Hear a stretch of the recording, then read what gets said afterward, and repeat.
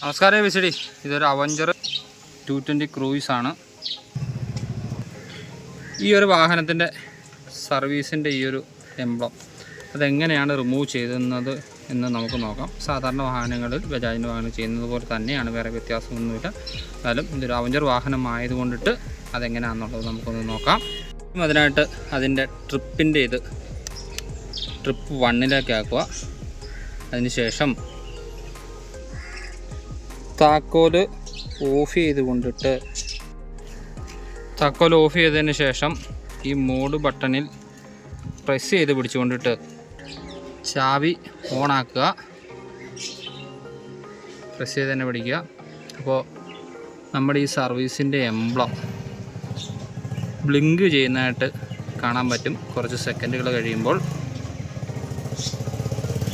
ആ ബ്ലിങ്ക് ചെയ്യുന്ന സമയത്ത് നമ്മൾ ഈ സെറ്റ് ബട്ടണിൽ പ്രസ് ചെയ്ത് പിടിക്കുക. അന്നേരം നെക്സ്റ്റ് സർവീസിൻ്റെ കിലോമീറ്ററും അവിടെ എഴുതി കാണിച്ചു. ആ എംബ്ലം പോകുന്നത് കാണാം. അങ്ങനെയാണ് നോർമൽ നമ്മുടെ ബജാജ് വാഹനങ്ങളിലെല്ലാം ചെയ്യുന്നത് പോലെ തന്നെയാണ് ഈ ഒരു വാഹനത്തിനും സെറ്റ് ചെയ്യുന്നത്. അപ്പോൾ എല്ലാവരും ചെറിയൊരു അറിവിലേക്കായിട്ട് പങ്കുവയ്ക്കുന്നു. സാറിനാണ് എറണാകുളത്ത് നിന്നും.